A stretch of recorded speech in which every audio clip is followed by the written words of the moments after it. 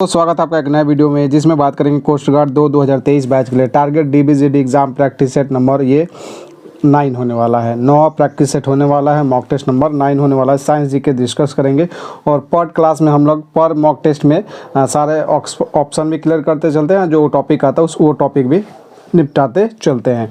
तो लगभग एक क्लास में 50 से 60 क्वेश्चन को डिस्कस कर लिया जाता है। अगर 9वां क्लास है ये, तो समझ लीजिए आज मतलब कि 450 के करीब आज आपका क्वेश्चन कंप्लीट हो जाएगा। ओके, साइंस और जीके को मिला के। तो पढ़ो वही जो एग्जाम में आए। लाइव एड 4 PM मतलब कि 4 बजे आपको लाइव रहना है और इसी टाइम पे आ जाना है। ओके, मिस नहीं करना है क्लास को। अगर सपना है कोस्ट गार्ड में ही जाना है तो फटाफट चैनल को सब्सक्राइब कीजिए, बेल आइकन के बटन को प्रेस कीजिए, ताकि जो भी अपडेट आए, इन्फॉर्मेशन आए, क्लासेस अपडेट है, सबसे पहले आप तक पहुँचते रहे। टेलीग्राम का लिंक वीडियो के डिस्क्रिप्शन में, सो वहाँ पर ऐड हो जाइए, वहीं पर आपको अपडेट वगैरह मिलते रहेगा। बाकी कोई अदर क्वायरी है कोस्ट गार्ड के रिगार्डिंग स्पेशली या फिर अदर वैकेंसी के रिगार्डिंग भी, तो आप डिस्क्रिप्शन में व्हाट्सएप नंबर दे रखा है, मैसेज कीजिए या फिर कमेंट सेक्शन में भी आस्क कर सकते हैं। चलिए स्टार्ट करते हैं धुआंधार तरीके से। फटाफट लिख दीजिए हाउ इज द जोश। इस सेशन को स्टार्ट करते हैं। फटाफट लाइक शेयर कर दीजिए एंड जय हिंद जरूर लिख दीजिएगा, ताकि मोटिवेशन जो है डबल रहना भी चाहिए। चलिए तो फर्स्ट क्वेश्चन से स्टार्ट करेंगे। मोस्ट इंपॉर्टेंट क्वेश्चन है आपके एग्जाम के लिए, कई बार आपके एग्जाम में आया भी है। सो यहीं से स्टार्ट करते हैं एंड पहले हम जीके डिस्कस करेंगे 5 क्वेश्चन। आफ्टर दैट साइंस के क्वेश्चन को डिस्कस किया जाएगा। ओके, चलिए तो हमारा फर्स्ट क्वेश्चन जो है, केंद्रीय चावल अनुसंधान कहाँ है। ओके, आपको बताना है कि केंद्रीय चावल अनुसंधान कहाँ पे है। And your first option is Cuttack and second option is Bangalore and third option is Dehradun and fourth option is none of this, मतलब कि इनमें से कोई नहीं। तो which option is correct, A, B, C and D। देखते हैं सबसे पहले राइट आंसर कौन देता है। ओके, तो फटाफट आंसर देना है आपको कि आपका केंद्रीय चावल अनुसंधान कहाँ पर है। तो चलिए मैं राइट आंसर आपका दे देता हूँ। जो आपका केंद्रीय चावल अनुसंधान है वो कहाँ पे है भाई साहब, तो वो है आपका कटक में, जो कि ऑप्शन ए आपका करेक्ट आंसर हो जाएगा। अगर बात करें और जैसे कि अनुसंधान, जैसे कि बैंगलोर वगैरह में जो अनुसंधान है उसको भी हम डिस्कस करते चलेंगे। ओके, तो आप ज़रूर नोट कर लीजिएगा, जो भी एक्स्ट्रा बताया जाए मोस्ट इंपॉर्टेंट होता है आपके एग्ज़ाम के लिए। अगर बैंगलोर की बात करें तो बैंगलोर में आपका है एक है रमन अनुसंधान संस्थान। रमन अनुसंधान संस्थान आप नोट कर लीजिए भाई साहब। और अगर बैंगलोर की और बात करें, जैसे कि भारतीय खगोल संस्थान भी बैंगलोर में है। भारतीय खगोल लिख दीजिएगा, खगोल संस्थान। ओके, तो ये 2 नोट करिए, फिर एक और लिखवाते हैं। भारतीय खगोल संस्थान रमन अनुसंधान कहाँ पे है, आपका बैंगलोर में है। और एक है पारिस्थितिक विज्ञान केंद्र, भी बैंगलोर में ही स्थित है। तो मैं आपको बता दूं, पारिस्थितिक बैंगलोर में पारिस्थितिक विज्ञान केंद्र, ये 3 है। रमन अनुसंधान, भारतीय खगोल संस्थान, पारिस्थितिक विज्ञान केंद्र, आपको नोट कर लेना है। ये तीनों है बैंगलोर में। कटक में क्या है, चावल अनुसंधान, केंद्रीय चावल अनुसंधान कहाँ पे। ओके, चलिए अब बात कर लेते हैं देहरादून, जो ऑप्शन दे रखा है तो इसको भी हम डिस्कस कर लेते हैं। जो भी ऑप्शन है सारा क्लियर करते चलेंगे, ताकि एक क्वेश्चन से 5-6 क्वेश्चन हमारा बन जाए। अगर बात करें देहरादून की, तो देहरादून में आपका है भारतीय पेट्रोलियम संस्थान। भारतीय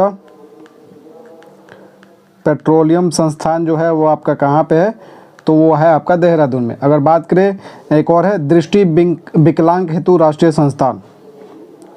दृष्टि विकलांग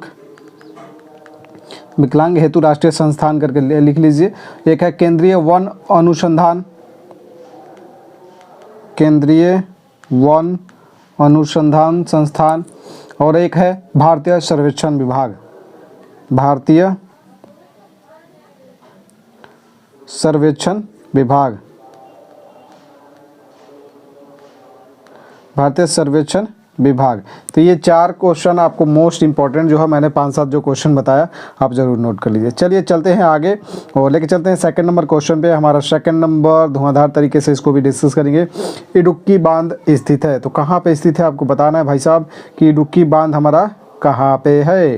ओके, हमारा सेकेंड क्वेश्चन है इडुक्की बांध कहाँ पे है। ओके, चलिए तो बताना है कि ये इडुक्की बांध ऑप्शन आपका दे रखा है पेरियार नदी के स्थित है। ऑप्शन बी कृष्णा नदी, सी दे रखा है भागीरथी नदी, एंड डी दे रखा है इनमें से कोई नहीं। मोस्ट इंपॉर्टेंट है। और जो मैंने पिछला क्वेश्चन बताया ना, इसका कंप्लीट लगभग ये जो अनुसंधान वाले हैं ना, इसमें से क्वेश्चन आपके एग्जाम में बन जाएगा। और ये कंप्लीट जो है मैंने, ये टोटल है 54 क्वेश्चन इसमें से, अगर संस्थान की बात करें। और ये कंप्लीट मैंने ट्रिक के माध्यम से करा रखा है। जीके का खेल खत्म ज़रूर देख लीजिएगा, 7 वीडियो मैंने बोला था वो है, और 7 में से 3 क्वेश्चन तो वहाँ से आपके बन जाएंगे, तो वो ज़रूर देख लीजिएगा भाई साहब। ओके, चलिए यहाँ से डिस्कस करेंगे सेकंड नंबर क्वेश्चन जो हमारा है कि ये किस बांध मतलब इडुक्की बांध स्थित है, तो किस पर स्थित है वो आपको बताना है। चलिए, जो आपका आंसर हो जाएगा, इडुक्की बांध जो है पेरियार नदी पर स्थित है, जो कि ऑप्शन ए आपका करेक्ट आंसर हो जाएगा। ओके, आपको नोट कर लेना है। ओके, और ये कहाँ पे है भाई साहब, तो ये है भाई साहब आपका केरल में, तो ये भी आपको इंपॉर्टेंट है, आप नोट कर सकते हैं। बाकी आपसे ज़्यादातर यही पूछेगा कि इडुक्की बांध स्थित है किस नदी पर स्थित है, आपसे पूछेगा। अगर कृष्णा नदी की बात करें तो कृष्णा नदी पे जो स्थित है, आपको जो इम्पोर्टेंट है वो बता देता हूँ। अलमाटी बांध एक होता है, अलमाटी बांध, अलमाटी बांध, अलमाटी बांध है।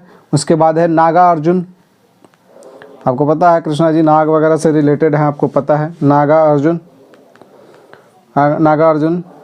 और उन्होंने माटी भी वगैरह भी खाया था, आपको पता है, कृष्ण लीला आप देखेगा तो आपको आइडिया लगेगा, तो ये आपको इम्पोर्टेंट है। ओके, तो आप नोट कर लीजिए। अगर बात कर ले यहाँ पे अलमाटी बांध आपका कहाँ पे है, तो अलमाटी बांध आपका कर्नाटक में है, ये कर्नाटक में है। अगर बात करें यहाँ पे नागा अर्जुन, जो नागा अर्जुन सागर जो बांध है किस नदी पे, कृष्णा नदी पे बनाया गया है, सॉरी ये अलमाटी बांध कृष्णा नदी पे, और नागार्जुन सागर बांध जो भी है आपका कृष्णा नदी पे। और कृष्णा नदी पे जो नागार्जुन बनाया गया ये है आपका आंध्र प्रदेश में, नोट कर लीजिएगा। चलिए चलेंगे, आपका जो थर्ड ऑप्शन दे रखा है भागीरथी, भागीरथी नदी पे कौन कौन से बांध है वो डिस्कस कर लेते हैं। तो भागीरथी नदी पे आप एक जो इम्पोर्टेंट है वही पहले लिख लीजिए, टिहरी बांध है, इस पर टिहरी बांध बहुत पूछा जाता है आपसे एग्जाम में क्वेश्चन। ओके, टिहरी बांध। ओके, और ये सबसे ऊंचा बांध है टिहरी बांध, तो ये भी आपको नोट कर लेना है, तो ये मोस्ट इंपॉर्टेंट है। ओके, तो ये ज़रूर नोट कर लीजिएगा। चलेंगे क्वेश्चन नंबर 3 पे। एंड सेशन आपको कैसा लग रहा है ज़रूर बता दीजिएगा भाई साहब, क्योंकि ये सब एक क्वेश्चन को मतलब तैयार करने में बहुत टाइम लगता है। ओके, तो झुकी हुई मीनार कहाँ पे स्थित है आपको बताना है। And your option is A Moscow, and B option is Pisa, and third your option is, मतलब कि your third option is Sydney, and fourth option is none of this, मतलब कि इनमें से कोई नहीं। तो झुकी हुई मीनार कहाँ स्थित है आपको बताना है। देखते हैं सबसे पहले राइट आंसर कौन देता है, which option is correct, A B C and D. सबसे पहले राइट आंसर कौन देता है। चलिए, तो इसका जो राइट आंसर हो जाएगा, ये झुकी हुई मीनार जो है वो कहाँ पे है, पीसा में है। ओके, और इसको डायरेक्ट मैं लिखता, पीसा कहाँ पे है भाई साहब, इटली में है। तो ये आपको नोट कर लेना है, ये दोनों आपको याद रहना चाहिए, पीसा इटली में। ओके, स्थान पीसा है और देश कौन सा है, इटली है, तो ये आपको ध्यान में रखना होगा। अगर बात कर ले मॉस्को की, ओके, तो मॉस्को में जो आपका है वो क्रेमलिन है, ये सारे स्मारक है। ओके, क्रेमलिन नोट कर लीजिए। और क्रेमलिन कहाँ पे है भाई साहब, तो ये है आपका मॉस्को में, राइट, मॉस्को में। मॉस्को कहाँ पे है, रूस में, तो ये भी इंपॉर्टेंट है। अगर बात कर ले सिडनी, राइट, सिडनी भी आपका इंपॉर्टेंट वाला है। ओपेरा हाउस आपको ने सुना होगा नाम, ओपेरा हाउस, ओपेरा हाउस का नाम सुना होगा ना। तो ओपेरा हाउस कहाँ पे है, सिडनी में है। और सिडनी कहाँ पे है भाई साहब, तो ये है ऑस्ट्रेलिया में, तो नोट कर लीजिए। ओके, इम्पॉर्टेंट है। चलिए, आपसे एक क्वेश्चन आपने सुना होगा, पिरामिड सुना होगा, एक दो क्वेश्चन और जो इम्पोर्टेंट है। पिरामिड कहाँ पे भाई साहब, पिरामिड सबको पता होगा, ये कहाँ पे, गीजा में है, गीजा स्थान है, और गीजा स्थान है, और ये है कहाँ पे, मिस्र में। तो मिस्र सबको याद होगा, शायद गीजा किसी को याद ना हो। ओके, अगर बात कर ले और क्वेश्चन की, जैसे कि आपका एफिल टावर सबको पता होगा मेरे ख्याल से, जैसे ग्रेट वॉल आपका उत्तर चीन में है, चीन, राइट, उसी तरह एफिल टावर सबको पता होगा, पेरिस फ्रांस में है। पवन चक्की आपको नहीं पता होगा शायद, मेरे ख्याल से पवन चक्की भी नोट कर लीजिए। पवन चक्की कहाँ पे भाई साहब, तो पवन चक्की है आपका किंडर डिज्क में, कहाँ पे, डेनमार्क में, किंडर डिज्क आप नोट कर लीजिए, डेनमार्क आप यहाँ पे लिख लीजिए। किंडर डेनमार्क आपका देश है, किंडर डिज्क स्थान जो है।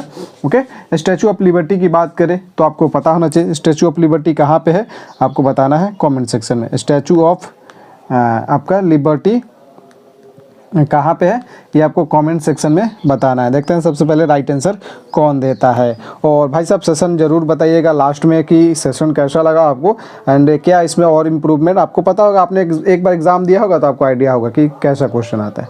चलिए चलेंगे क्वेश्चन नंबर 4 पे एंड 4th क्वेश्चन है आपका, मुस्लिम लीग की स्थापना हुई कब हुई थी आपको बताना है।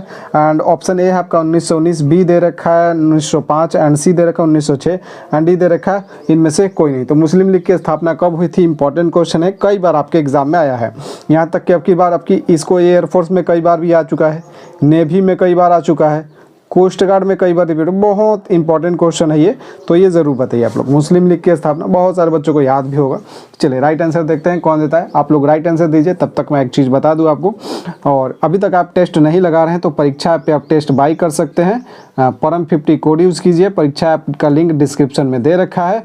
परम 50 कोड यूज़ कीजिएगा कैपिटल लेटर में तो 50% का डिस्काउंट हो जाएगा, 1 साल तक वैलिडिटी रहेगी और ये ऑफर 28 तारीख तक ही है। और इसमें आप सारे एग्ज़ाम दे सकते हैं, air force, navy, coast guard, CDS, AFCAT, जो भी आपका CICF, SSB, CRPF, BSF, जो भी एग्ज़ाम है डिफेंस से सारा related SSC exam, railway exam, सारा एग्ज़ाम का आप मॉक टेस्ट लगा सकते हैं 1 साल तक फ्री ऑफ कॉस्ट और 50% डिस्काउंट मिल रहा है। मतलब कि ये ऑफ़र 28 तारीख तक। जिसको लेना है डिस्क्रिप्शन में लिंक है परीक्षा आपका, वहाँ से डाउनलोड कीजिए, परम 50 कोड यूज़ कीजिए एंड बाय कीजिए। ओके, बाकी अगर डाउट आए तो नंबर भी दे रखा है डिस्क्रिप्शन में, इस पर मैसेज कर दीजिएगा, क्लियर हो जाएगा आपका डाउट।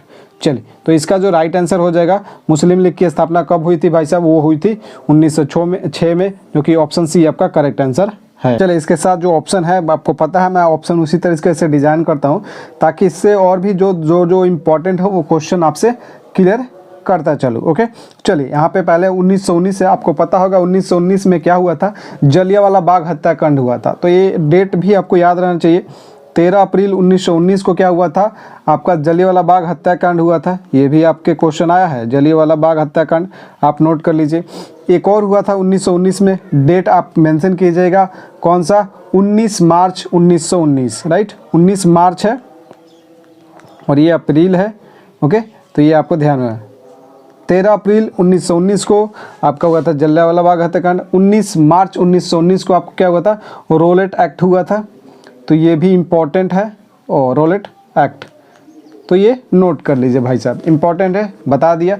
एक हुआ था 19 मई 1919 को, 1919 में हुआ था खिलाफत आंदोलन, खिलाफत आंदोलन मोस्ट इम्पॉर्टेंट है, नोट कर लीजिए। ओके, चलिए, बाकी 1919 कंप्लीट हुआ। 1905 पे आते हैं। 1905 में आपका क्या क्या हुआ, आपको पता है कि जो स्वदेशी आंदोलन जिसे बोलते हैं, बंग भंग आंदोलन, वो आपका 1905 में ही हुआ था। क्या होता है, 1905 में ही बंग भंग आंदोलन, स्वदेशी आंदोलन जो है, स्वदेशी आंदोलन, ये कब हुआ था, आपका हुआ था, कब हुआ था, 1905 में। और ये क्यों हुआ था, बंगाल के विभाजन के विरुद्ध। यही आपका मतलब कि बंगाल विभाजन संबंधित विषय जो व्यक्ति था, बंगाल का विभाजन ही था। ओके, तो ये आपको नोट कर लेना है। ओके, सारा ऑप्शन क्लियर हुआ। चलिए, एक क्वेश्चन मैं आपसे पूछता हूँ, ज़रूर बता दीजिएगा आप लोग। आपको बताना है होम रूल आंदोलन। ओके, होम रूल आंदोलन, चलिए होम रूल आंदोलन बताना है, नोट कर लीजिए। होम रूल आंदोलन कब हुआ था आपको मेंशन करना है, ईस्वी मेंशन करना है। चलिए, बाकी चलते हैं नेक्स्ट क्वेश्चन पे, क्वेश्चन नंबर 5 पे। एंड क्वेश्चन नंबर 5 में हमारा दे रखा है, गीत गोविंद के लेखक है। मोस्ट इंपॉर्टेंट क्वेश्चन, पुस्तक जितना कराया जा रहा है ना, करते चलिएगा भाई साहब, पुस्तक जो करा रहे हैं ना, पुस्तक से रिलेटेड लेखक वाला करते चलिएगा, इम्पॉर्टेंट है, बहुत इंपॉर्टेंट है। अगर ये क्लास आप लोग जो देखते रहे ना 1 महीने तक, जब तक एग्ज़ाम है आपका, भाई साहब साइंस में 10 की गारंटी, जीके में 5 की 5 गारंटी, ये हम लेंगे। ये 15 क्वेश्चन आपके कहीं नहीं जाने वाले हैं। बाकी फिजिक्स आपको चाहिए तो आप महा PDF ले सकते हैं, महा PDF ले लीजिए, काम हो जाएगा। 99 रुपये का है, बहुत कम पैसा लिया जा रहा है, 399 पेज का है, बाद में लेने से कोई फ़ायदा नहीं होगा, क्योंकि टाइम और कम हो जाएगा। तो वो ज़रूर ले लीजिए, लेना हो तो डिस्क्रिप्शन पे नंबर दे ही रखा है, मैसेज कीजिए। ओके, बाकी किसी भी विषय का चाहिए तो आपको मैसेज करना होगा, उसी नंबर पे आपको बता दिया जाएगा कितने रुपए का है, कैसे क्या मिलेगा, आपको बता दिया जाएगा। ओके, कंप्लीट भी चाहिए तो भी आप मैसेज कर सकते हैं। चलिए, गीत गोविंद के लेखक कौन है? ऑप्शन आपका दे रखा है Jaydev, B Kalhan, C Panini and fourth option is none of these. तो गीत गोविंद के लेखक कौन है भाई साहब? तो गीत गोविंद के लेखक कौन है? वो है कौन है कौन है कौन है? तो वह जयदेव, जो कि ऑप्शन ए आपका करेक्ट आंसर हो जाएगा। आपसे पूछ लिया जाता है, ये भी मोस्ट इंपॉर्टेंट जो ऑप्शन मैं यहाँ पे दे रहा हूँ ना, ये वीआईपी ऑप्शन है, सारे वीआईपी क्वेश्चन वाले हैं, राइट। तो ये भी आप क्लियर करते चलिएगा। चलिए, मैं जो ऑप्शन मैंने लिख रखा है, पाणिनि एक ऑप्शन है इसमें, आप देख सकते हैं ये वाला थर्ड ऑप्शन। तो पाणिनि है, इन्होंने क्या लिखा था? तो अष्टधाई की रचना किसने थी? अष्टधाई एक पुस्तक है, अष्टाध्यायी। ओके, इसके पुस्तक का रचना किसने किया था? तो पाणिनि ने ही किया था। मोस्ट इंपॉर्टेंट है, ज़रूर नोट कर लीजिएगा। अगर बात करें एक और क्वेश्चन, बहुत बार पूछ चुका है आपके एग्ज़ाम में, कलहन जो है लेखक है, राज, अब तो बता दीजिए, राज तरंगिणी क्या है? राज तरंगिणी ने लिखा है, नोट कर लीजिए भाई साहब। ओके, वीआईपी क्वेश्चन है ये दोनों। ओके, चलिए आगे बढ़ते हैं। और ये सेशन मतलब जीके का कंप्लीट हुआ। फटाफट बता दीजिए 5 में से कितने सही हुए। 5 में से 5 अगर सही हो भाई साहब, टॉप क्लास की परफॉर्मेंस है। और जो एक्स्ट्रा में ये बताया जा रहा है, करते चलिए, काम आपका हो जाएगा। ओके, तो वीडियो को लाइक शेयर कर दीजिए एंड बता दीजिए सेशन कैसा लगा। चलेंगे क्वेश्चन अब साइंस पे। ओके, तो साइंस पे आ चुके हैं, धमाकेदार तरीके से इसको भी निपटाएंगे। एंड फर्स्ट क्वेश्चन है हमारा, रेडियो एंड टेलीविजन में उपयोग होता है। किस चीज़ का उपयोग हम रेडियो एंड टेलीविज़न दोनों में उपयोग किया जाता है? ओके, ऑप्शन ए है देख रखा है, ए एक्स किरणें, बी दे रखा है गामा किरणें, सी दे रखा है औरक विकिरण एंड डी दे रखा है इनमें से कोई नहीं। तो which option is correct? A B C and D आपको बताना है। सबसे पहले देखते हैं राइट आंसर कौन देता है। और इसमें बहुत सारे बच्चे जो हैं गलती आंसर देने वाले हैं। चलिए, जो मैं आपका राइट आंसर बता दूँ, जो आपका राइट आंसर हो जाएगा नॉन ऑफ दीज, जो कि ऑप्शन डी आपका करेक्ट है। तो आंसर क्या होगा भाई साहब? नॉन ऑफ दीज है। तो चलिए मैं बता दूँ, जो दीर्घ रेडियो तरंगे है उसका जो है वो उसका उपयोग किया जाता है, रेडियो एंड टेलीविज़न में उपयोग होता है। ओके, तो आप नोट करिए फटाफट, क्या? दीर्घ रेडियो तरंगे, दीर्घ रेडियो तरंगे नोट कर लीजिए, इसका आंसर हो जाएगा।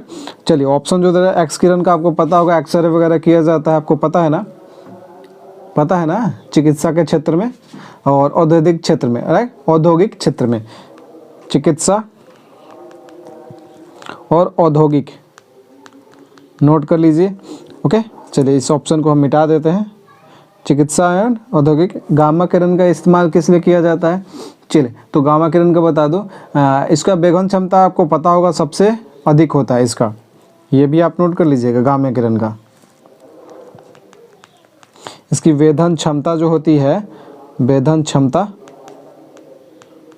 सबसे अधिक होती है, ये भी आपसे पूछ लिया जाता है क्वेश्चन, तो नोट करिए। चलिए, इसका उपयोग किस लिए किया जाता है? तो इसका उपयोग किया जाता है किस लिए बताइए जल्दी? नाभिकीय अभिक्रिया एवं कृत्रिम रेडियोधर्मिता में की जाती है। नाभिकीय अभिक्रिया में किया जाता है। कहाँ किया जाता है? नाभिकीय अभिक्रिया में, नाभिकीय अभिक्रिया एवं रेडियोधर्मिता, कृत्रिम रेडियो, आगे कृत्रिम लगा लीजिएगा, रेडियो धर्मिता। ओके, चलिए, हाँ, अगर औरक्त विकिरण की बात करें तो औरक्त विकिरण का इस्तेमाल कहाँ पे किया जाता है? ओके, कहाँ पे? कोहरे में फोटोग्राफी करने के लिए, रोगियों की सेकाई करने में, कोहरे में फोटोग्राफी वगैरह करने के लिए औरक्त विकिरण का इस्तेमाल किया जाता है।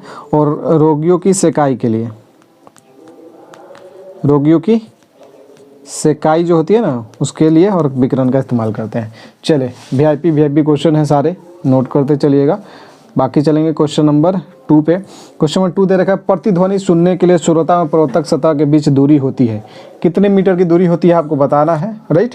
और and your option is, and first option is 17 metre and second option is 16.6 metre and C दे रखा है 16 मीटर एंड डी दे रखा है इनमें से कोई नहीं। बहुत सारे बच्चे इस आंसर को गलत देने वाले हैं। चले, इसमें एक नया आपको कुछ सीखने को मिलेगा, राइट।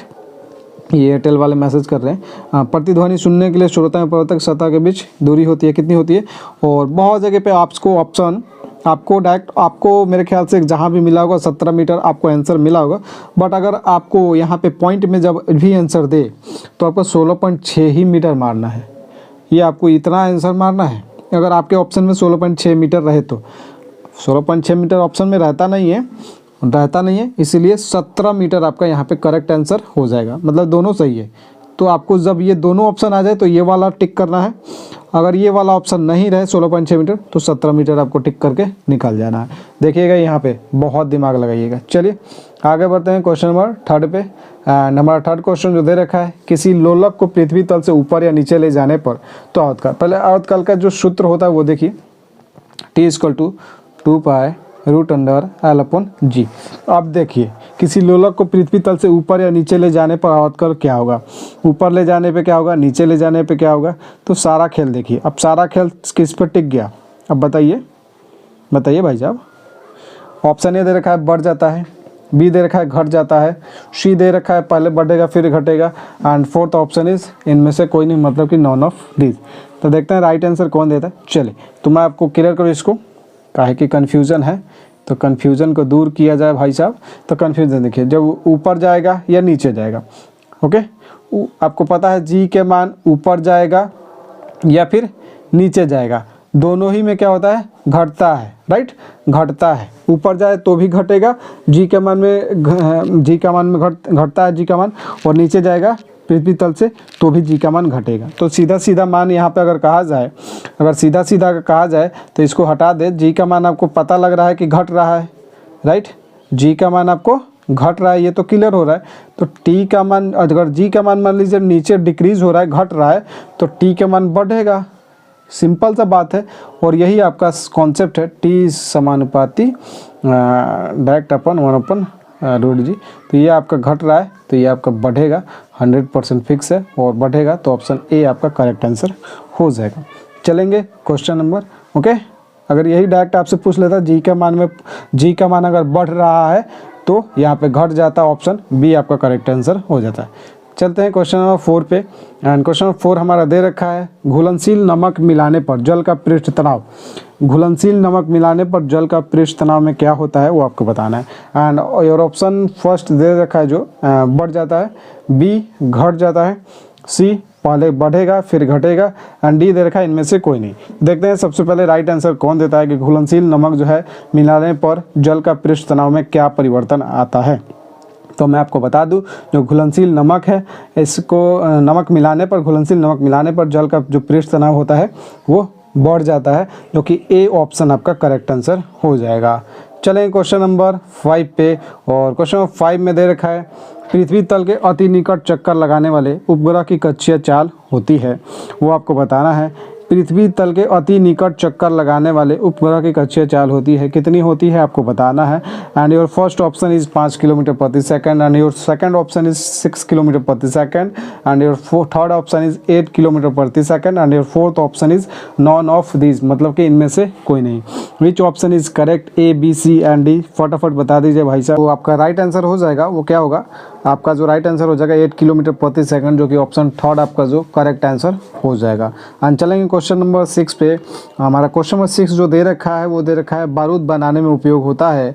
तो बारूद बनाने में क्या उपयोग करते हैं, किस चीज़ को उपयोग करते हैं। एंड ऑप्शन दे रखा है पोटासियम नाइट्रेट, ऑप्शन बी दे रखा है कैल्शियम हाइड्रोक्साइड, सी दे रखा है सोडियम हाइड्रोक्साइड, डी दे रखा है इनमें से कोई नहीं। अगर आपने मेरा कंटिन्यू क्लास देख रहे हैं तो इसका आंसर आप 100% करेक्ट दे देंगे, ओके। अगर क्लास नहीं देख रहे हैं कंटिन्यू तो आप इसका आंसर गलत देने वाले हैं, इससे ये क्लियर हो जाएगा, ओके। तो बारूद बनाने में उपयोग होता है, किसका उपयोग करते हैं, potassium nitrate, calcium hydroxide, sodium hydroxide, इनमें से कोई नहीं। तो देखते हैं सबसे पहले राइट आंसर कौन देता है। चलिए, जो इसका राइट आंसर हो जाएगा, बारूद बनाने में उपयोग किया जाता है वो होता है पोटासियम नाइट्रेट, जो कि ऑप्शन ए आपका करेक्ट आंसर। अगर इसका सूत्र की बात करें तो इसका जो आपका फॉर्मूला होता है KNO3, तो ये आपको नोट कर लेना है। और ये कैल्शियम हाइड्रोक्साइड का फॉर्मूला, इस कैल्शियम हाइड्रोक्साइड को क्या कहता है आपको पता है, इसका ऑलरेडी मैंने आपको बताया है 5 जो आपका हुआ है और ऑलरेडी क्लास जो हो चुका है उसमें आपको ये करा रखा है। कैल्शियम हाइड्रोक्साइड के बारे में बता रखा है, सोडियम हाइड्रोक्साइड के बारे में बता रखा है, इसको कास्टिक सोडा भी कहते हैं सोडियम हाइड्रोक्साइड को, NaOH, ये नोट कर लीजिए। बाकी इसके बारे में डिटेल में बता रखा है। पोटेशियम नाइट्रेट बारूद बनाने में उपयोग किया जाता है, नोट कर लीजिए। चलें क्वेश्चन नंबर 7 पे, एंड हमारा क्वेश्चन नंबर 7 में दे रखा है प्राकृतिक रबर किसका बहुलक है, आपको बताना है। And your option first is isoprene, and your second option is neoprene, and third option is दोनों, मतलब कि both, and fourth option is none of this, इनमें से कोई नहीं। तो प्राकृतिक रबर किसका बहुलक है आपको बताना है। तो मैं आपको बता दूं, जो प्राकृतिक रबर है किसका बहुलक है, फटाफट आंसर दीजिए। 1 2 3 4 5, फटाफट आंसर दीजिए। तो चलिए मैं आपको बता दूं, प्राकृतिक रबर है, आइसोप्रीन का बहुलक है। तो ये मोस्ट इंपॉर्टेंट क्वेश्चन है, आपके एग्जाम में आया है। तो VVI जो भी कराया जा रहा है ना, मतलब आप नोट करते चलिए भाई साहब। अगर सिलेक्शन लेना है तो साइंस जीके में आपको एक्स्ट्रा कोई भी कुछ करने की ज़रूरत नहीं है। तो प्राकृतिक रबर किसका बहुलक है, आइसोप्रीन का, जो कि ऑप्शन है आपका करेक्ट आंसर हो जाएगा। एंड चलेंगे क्वेश्चन नंबर 8 पे। क्वेश्चन नंबर 8 क्या है, चलिए। रासायनिक विधि से तैयार प्लास्टिक होते हैं, वो आपको बताना है। रासायनिक विधि से तैयार प्लास्टिक होते हैं, उसका क्या कहते हैं।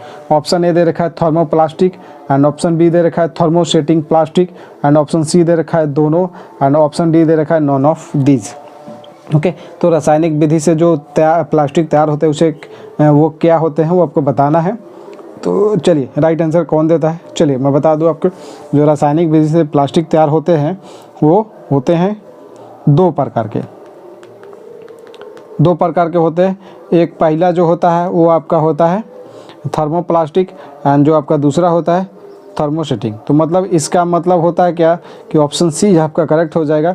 ये भी सही है और बी भी सही है, ये आपको नोट कर लेना है। चलेंगे क्वेश्चन नंबर 9 पे। एंड सेशन कैसा लग रहा है ज़रूर बताइएगा भाई साहब, लास्ट में जाते जाते एंड स्कोर भी बताइएगा।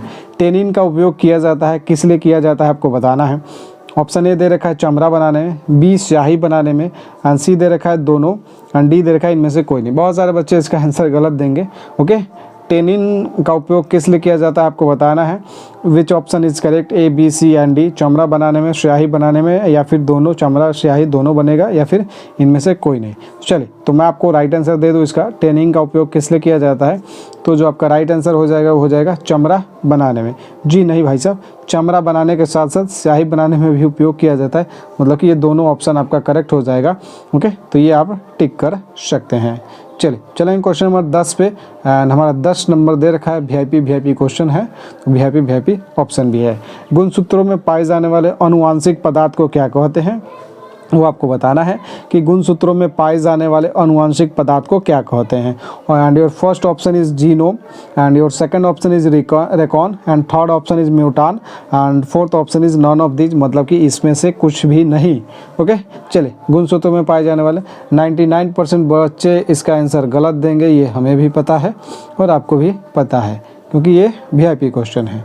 चलिए, वीआईपी क्वेश्चन का मतलब ये नहीं कि एग्जाम में नहीं आएगा।